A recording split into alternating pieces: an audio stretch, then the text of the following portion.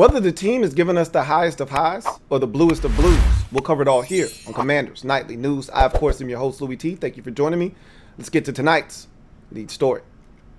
So as Washington sits here at 1-2 after two debilitating losses in which they embarrassed themselves, specifically in the first half of each of the past two games, down 22-0 on the road at Detroit, down 24-0 this past week at home versus the Philadelphia Eagles. I think in year three of Ron Rivera's tenure here in Washington, he's officially at a crossroads in his coaching career, honestly, because I think this is potentially his last stop as a head coach. If he can't get it done here in Washington, I don't know if anybody will actually hold it against him. And if they don't, then he may get another opportunity. But if he can't turn things around here in Washington on the field, I think this could be it for him as a head coach in this league. We'll see. In any event, Ron Rivera, to me, is at a crossroads. When you think about year three of his tenure and what this is supposed to represent, Ron himself put a lot of eggs in the year three basket. Now, he's since tried to retract, some of his statements regarding the importance of this third season here in Washington. He's tried to take some of those eggs out of the basket, but you can't put the toothpaste back in the tube, okay? Once it's done, it's done. And so when he first got here, in January of 2020, I vividly remember telling myself, I don't expect much in 2020. I'm not expecting a whole hell of a lot in 2021, but 2022, that third season, I'm expecting a winner here in Washington, okay? And we won the division in 2020, and it was a terrible division. We were 7-9. I'm not foolish enough to make it out to be something more than it was. I actually said, then, and I've said ever since then, that was the biggest mistake. And it's not a mistake. It was the biggest, fool's gold, situation for Ron. And that I said it was the worst thing that could happen to him, winning that division in year one, because what it did is it gave the fan base false expectations going into the following season. It sped up his timeline here in Washington. He wasn't supposed to have expectations the first 2 years. When he got here, he took over a 3-13 organization with so many issues off the field and a terrible roster and a terrible product on the field. And so this needed at least 2 years to cleanse of the roster, of the noise outside of the playing field, and to just get everything to where you could actually field a team that could just focus on football. And we're still really not there, technically speaking, if we're being honest with one another. And we probably will never be there with Daniel Snyder as the owner, which always harkens back to the original point. If you want change here in Washington, it has to start at the top with the owner. But I always go in a different direction because I don't expect the owner to end up going anywhere. I don't see the other owners forcing him out. He's definitely not selling on his own volition. So I just choose to go with the things that we can control, which is the head coach, the product that's on the field, the players that the coach picks, things of that nature, the GM that he's picked, all of these things. These are the things we can focus on because we can't control the ownership. So when he got the job, I said, I'm expecting big things in that third year. Year one, it's all about culture change. It's all about coming in here, getting rid of the guys that don't believe, trying to calm some of the noise off the field, turn the narrative on its head that this is a terrible organization. You don't want to come here, and start to change the narrative, change the way that the outward perception of this organization, how people outside of this organization, fans outside of this fan base, view the Washington, then Redskins turned football team, now Commanders. Look, they could say, hey, Daniel Snyder's a lousy owner and they suck on the field, but they're not bad guys. Because you used to not be able to say that. That's a bad organization run by bad people. They're bad guys, and no one should want to play there.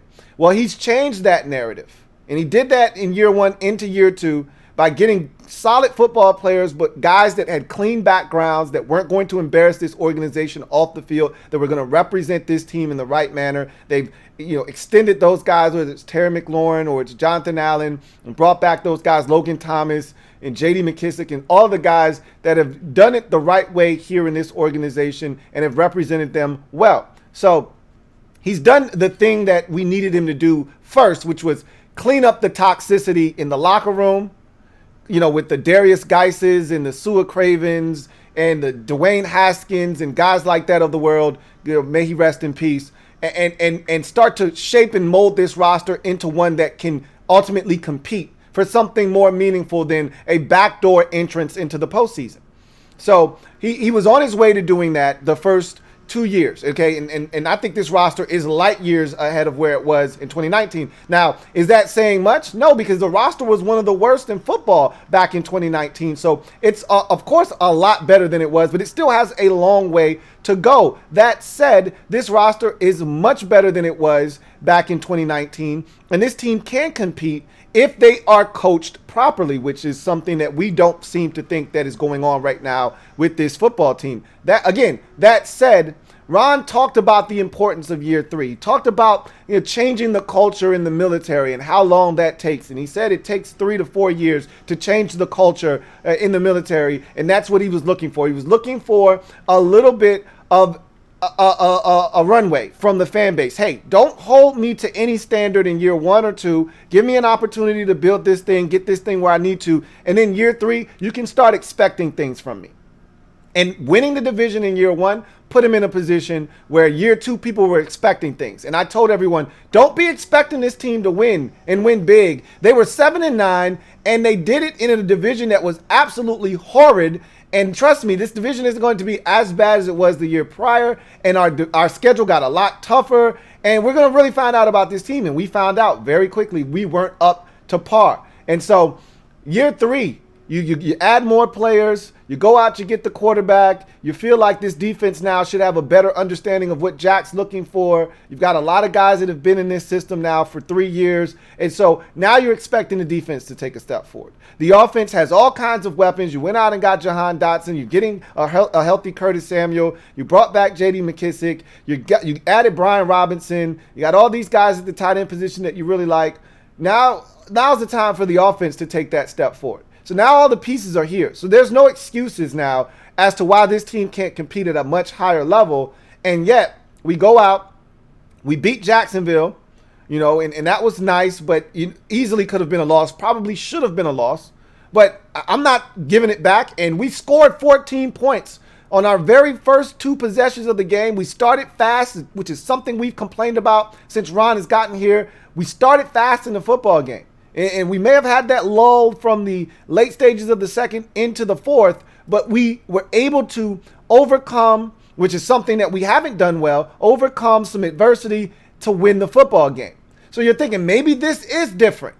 And then you get to week 2. You build it up into this massive game. We're trying to change the narrative. Here's a Lions team that's trying to figure out how to win. They're in year 2 of their, turnaround process. We're in year 3. We're a step ahead of them. So they shouldn't be able to clobber us 22-0 in the first half of that game and dominate us in every facet of the game and make us look like we don't know how to play the game of football. That shouldn't take place, but yet it did. But then we rallied in the second half. Made it interesting. The defense wasn't able to get stops when we needed to give us a chance, but we made it interesting. So you can respect that and you say, okay, that was a one-off. Had a bad half of football. Shake it off. Big game. Divisional opponent. Coming to the crib. They're undefeated. Time to make a statement.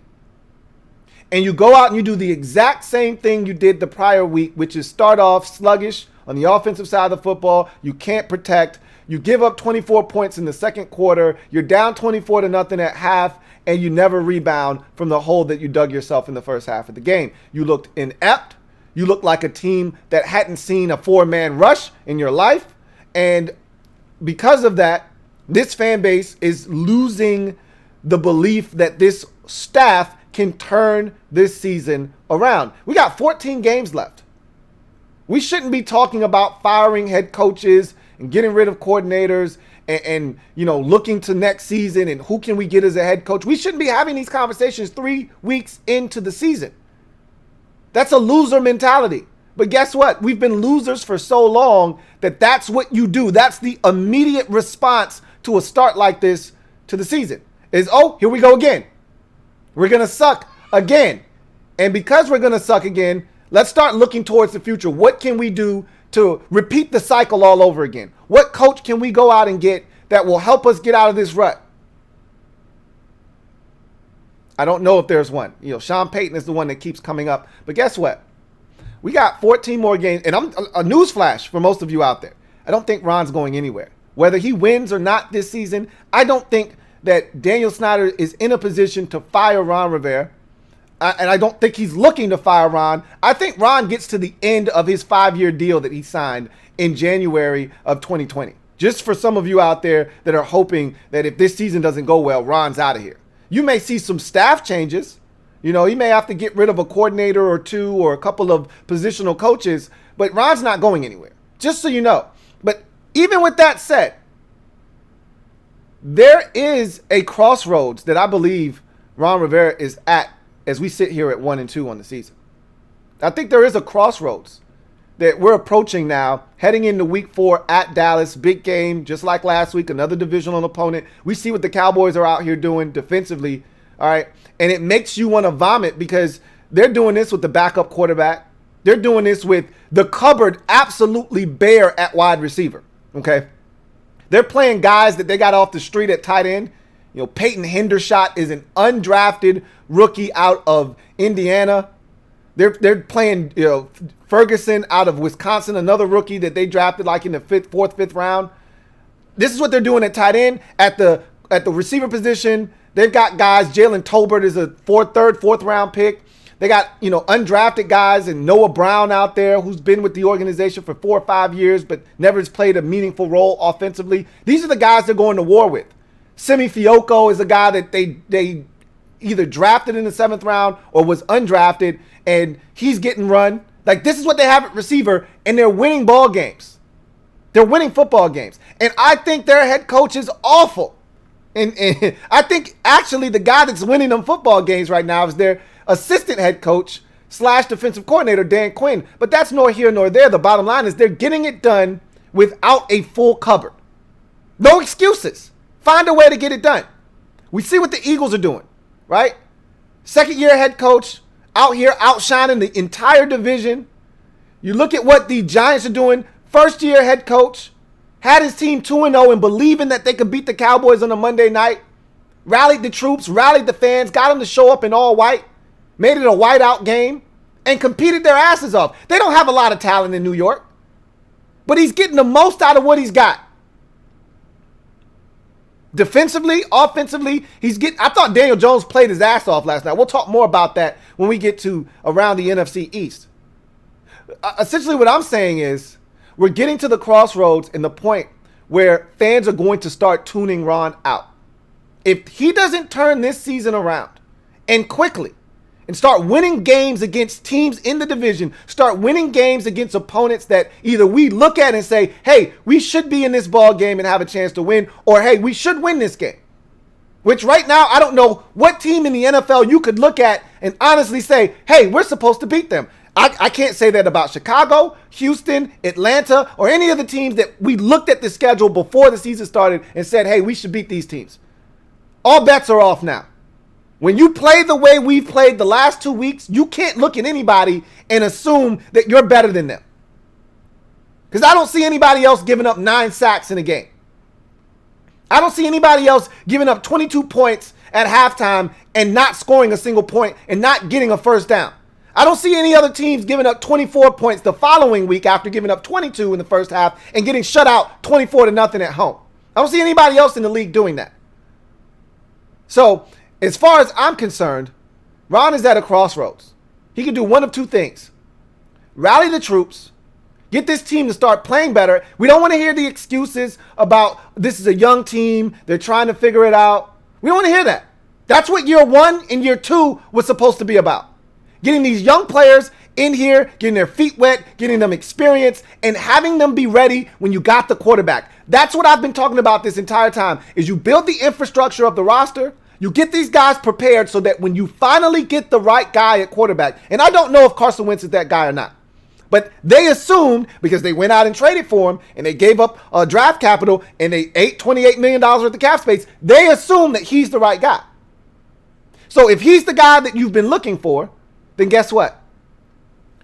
the rest of the roster needed to be ready when you went out and traded for Carson Wentz. Doesn't make any sense. If you go and trade for a quarterback and the rest of the roster still stinks, what do you think that quarterback's going to do? So I don't want to hear about young guys needing to develop. This is the roster that you assembled. So either you can rally these troops, this roster that you assembled, this quarterback that you traded for, this offensive coordinator that you gave an extension to, these offensive linemen that you went out and sought after. Either you can rally this group, this defense that's been much maligned, this defense that at times plays well but doesn't play consistently,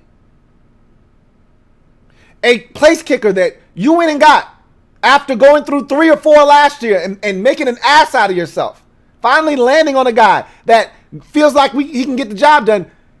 It's up to you to rally this entire group and start winning football games. Because if you don't, the fan base is going to turn on you. Half of the fan base is already turned on you.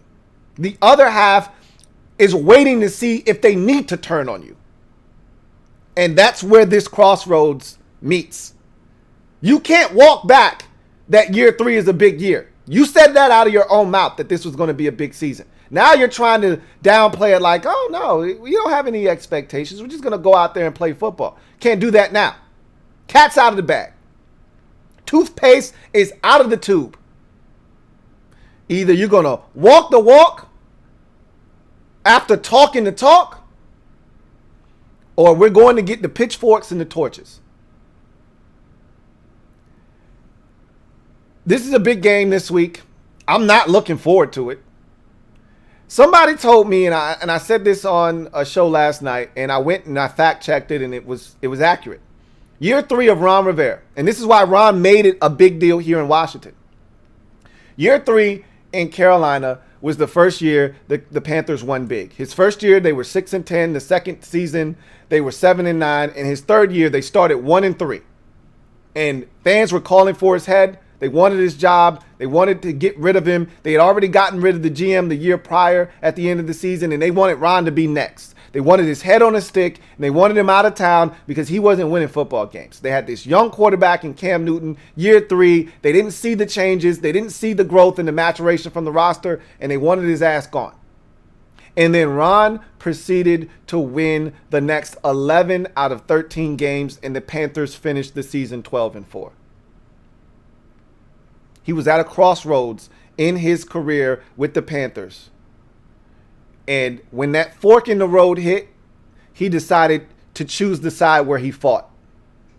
And his team fought with him. He turned it around, and he parlayed that into 9 seasons in Carolina. It could have been done after 3. But he chose to fight. And his team fought with him. I'm not saying that's what's going to happen here. As a matter of fact, I doubt that that's going to happen here. One of the biggest reasons why is, 1, we don't have Cam Newton. That's number 1. But number 2, that team played defense. That team only gave up 30 or more points one time in that season. It was 31. That team didn't give up 20 points very often that season. And I looked at every single one of those games in 2013. Slow starts for Ron's teams. But you know what that said to me? Is that his defense was willing to go out there and continue to take whatever came their way and gave the offense enough time to figure shit out. They weren't going to allow the game to get to 17-0, to 22-0, to 24-0. That defense was going to stand up and make sure that until the offense figured out what the hell is going on, we're going to continue to play ball, shut it down, and keep this thing within striking distance.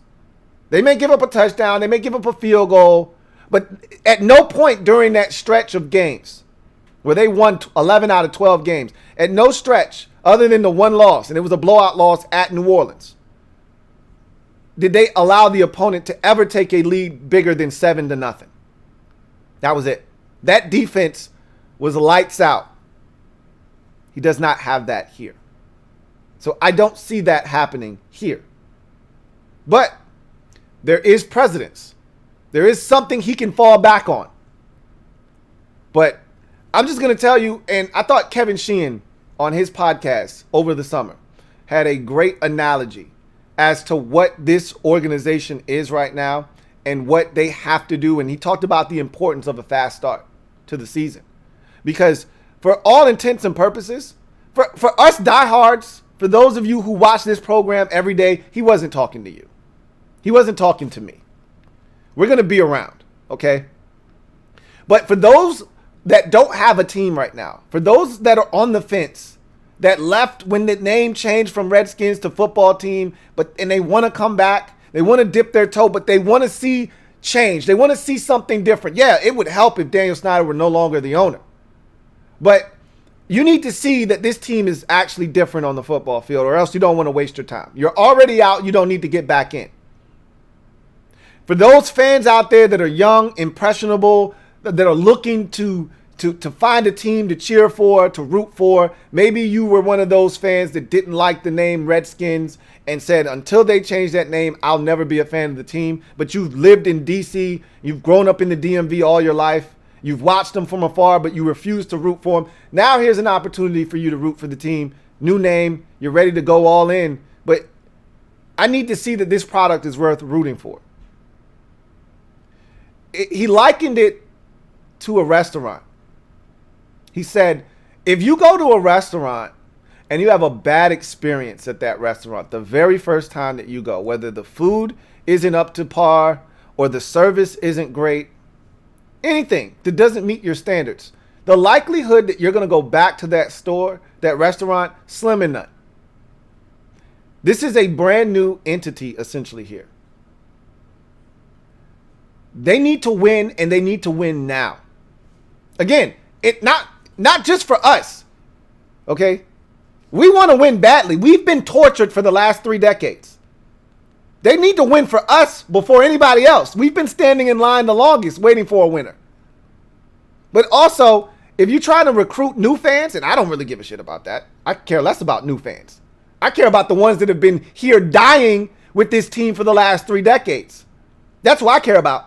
But if you're trying to recruit new fans, you need to win. But you know what? The old heads like me and the fans that have been here for years, but not the ones that saw the glory years, not the ones that got to enjoy the chips in the 80s and the early 90s. Not those fans, because they actually at least got a taste of what it's like. I'm talking about the fans that are a little bit younger than myself, that have never seen a winner here in Washington. That the best teams that they know of were the Coach Gibbs 2.0 teams. They know nothing about the 1.0 Gibbs teams. A lot of these fans don't even know about 99, which was probably the best team, not a Coach Gibbs, coach team. And so these fans, they're getting to a point now where they're also becoming jaded. When you put performances on the field like we've seen the last 2 weekends, it's hard to get behind that. I want to read a comment to you guys. And then we'll get to in other news and we'll wrap this thing up. This is from Viral Hip Hop News. All right. Big friend of the show. Says, hold on a second. Viral Hip Hop. I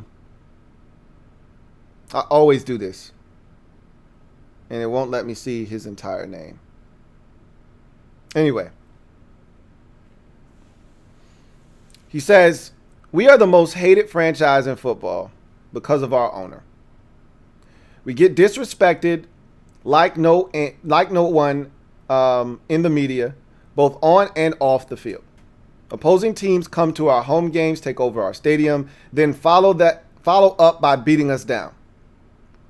We all sit in the worst traffic known to man, whether going north or south, east or west, 8 to 9 times a year, leaving this BS stadium. We invest in these players and this team all year round, and it yields us 0 results. Then us, the fans, have to lay on the sword of this inept franchise and take the brunt of it. because we're the ones getting talk trash to. The players don't hear this shit. They don't care. They're getting this money and they're going off and they're having vacations after the season's over, and then they're training in their little bubble, and they don't hear the shit that we have to go through as fans. So he's right about that. The disrespect, the embarrassment, the disappointment, this has been for the last 3 decades, man, shaking my head. We wanted this year to be different, and I still believe we'll win 8 or 9. But this year, it was supposed to be more than slightly below average. We were supposed to have something to finally cheer about. The fans calling for Ron's job? For who? Right now, we're in a position where changing the culture off the field trumps changing the results on it. And for that, yet again, the fans suffer. The fans deserve better. The content creators that provide us phenomenal content on this dry-ass team deserve better. The disgusting reality is that won't happen until ownership changes. We all know this, but we're insane. So we're expecting different results with the same exact weak-ass core of this team. Snyder, Ron has made some terrible decisions, both on and off the field, that's costing us right now. He's also put this roster in a better position than it was 3 years ago. Remember 2019. So my hope is within the next 3 years, he continues to change the culture, all the while getting rid of this joke of an owner, that a new owner comes in, cleans the GM and coaching closet, and then maybe, just maybe, we'll finally have something to cheer about. Until then, this franchise will never win 10 games or more, sadly. And you know what? He's not wrong. He's not wrong.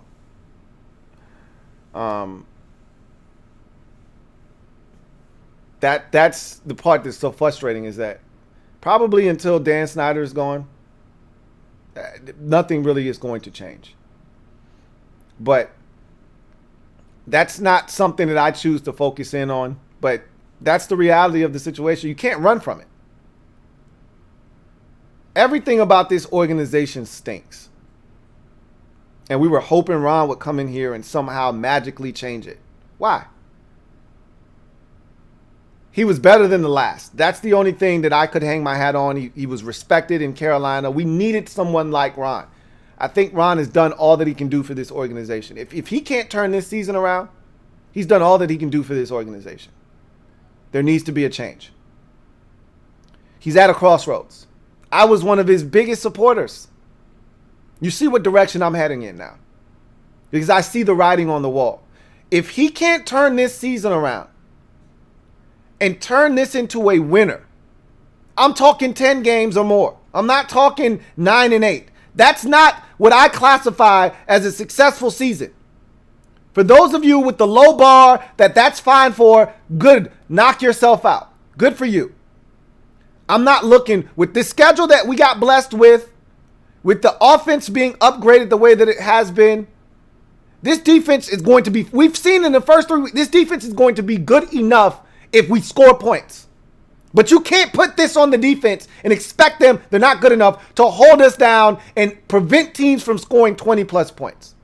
What they're good enough to do is to keep teams right in the low 20s, maybe the high teens, if the offense is able to sustain itself and keep possessions and keep the ball away from the opposing team's offense. They're good enough to keep teams from scoring 28 and 31 and 35 and 38. Which should be good enough to win. But we got to be better. The staff has to be better. The players have to be better. They got to want it. And right now, I don't see that. So we'll see what happens. Anyway, in other news, I'll make this short and sweet. I don't want to waste much of your time. I think Ron's starting to feel a little bit of the pressure. His press conference from yesterday, he talked about the media, and he did the thing that he does when he gets defensive, starts pointing the finger at the media, how they're going to do this and that.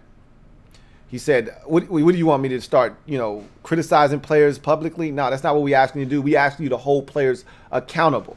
You don't have to do that publicly either. But hold guys accountable. They're not getting the job done. Get somebody in there that will, or at least keep trying to figure out the different options that you have to find out if it's a guy that can get the job done.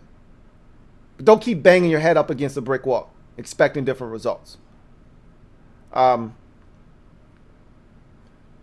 the NFC East. Let's just go around the NFC East real quick. We're in dead last. Under 500 and in dead last. All too familiar, position for us as fans in this team. But everybody else is over 500. And we saw two good defensive teams last night in the Giants and Cowboys duking it out. The Giants offensively aren't great, but I thought Daniel Jones played well. Again, another sign of coaching. I thought Daniel Jones played well under the duress. The man was pressured 24 times. The most in the NFL in over a decade. Sacked 5 times, hit 12 times, and I thought he played well. Thought he gave him a chance, and the guys around him didn't necessarily do him any favors. There were drops by receivers. I thought Daniel Jones gave him a chance. The Eagles are 3-0. They're playing outstanding football.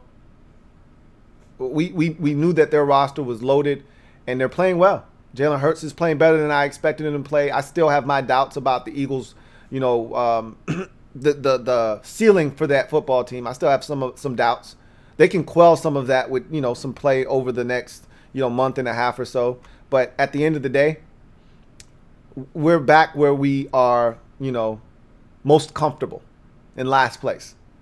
And my dad called me today. Boss, for those of you who know, Boss, it's my dad. Massive Dallas Cowboys fan. He called me today. And he said, man,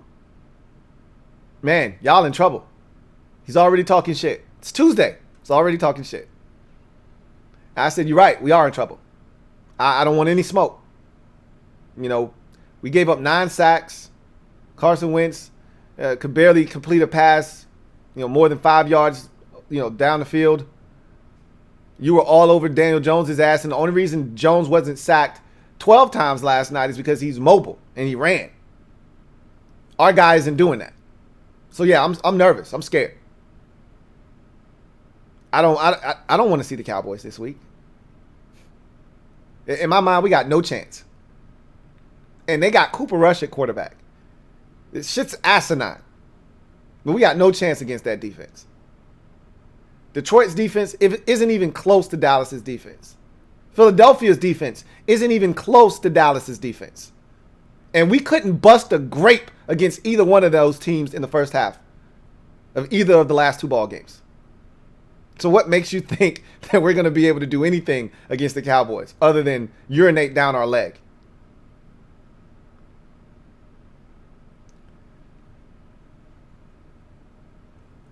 You lose this game, you drop to 1-3. Dallas goes to 3-1. We'll see what the Eagles do against Jacksonville. You put yourself, again, like we always do, we dig ourselves a hole, and at some point, like I said, this team's gonna win 3 or 4 games in a row. You guys are gonna tell me I'm crazy. What are you watching? You do this every year, and then we're gonna go out and win 3 or 4 games in a row. But again, what's the record when we finally decide to turn it around? There's no bye week to save us, to give us a chance to hit the reset button. The only reset button that we have, the only opportunity is week 6 after that game against the Chicago Bears. It's a short week, Thursday night game. Can you hit the reset button after that? Sure. But you should be beating the Bears. You shouldn't be hitting the reset button after a loss to the Bears. You should be hitting the reset button before that. But again, I don't trust this staff to hit any reset button, turn anything around, and do this sooner rather than later so that we're not 1-6 or we're not 2-6 before we decide we want to win 3 or 4 in a row. But again, that's too much like right. So anyway, I digress. I don't want to hold you any longer than I already kept you longer than I wanted to on this Tuesday. I look forward to chopping it up with you guys live as we turn the page to Dallas. Wednesday, we'll be live for Commanders Nightly News. And I look forward to chopping it up with you guys then. We'll have plenty to talk about. We'll have our first look at the injury report. We'll start to, look at how we can, maybe have a chance. I don't think Dak Prescott's playing in this game, by the way. I think he's going to be back in week 5 versus the Los Angeles Rams. So we're getting Cooper Rush more likely than not. I don't think that makes that big of a difference, honestly, because it's not about Dallas's offense. It's about their defense and what they're going to do to our offense. And if you don't score any points, you can't win. So At this point, if we can't score points, it doesn't matter who's playing quarterback for the Dallas Cowboys. If you score 0 points, all they have to do is score 3, and they win. So that's where I'm at with mine right now. We'll see what happens. I can't wait to hear from Scott Turner. I'm pretty sure that the media is not going to ask him anything of note that's going to actually help us glean any insight as to why we've been terrible the last 2 weeks.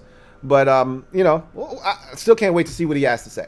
Anyway, we'll hear from Carson tomorrow. We'll hear from Ron Rivera. Then we'll hear from the coordinators on Thursday, and we'll go from there. So that's going to do it for me, your man Louie T, here on Commanders Nightly News. I'll see you guys next time. Have a good one. Here comes the diesel. Here comes the diesel.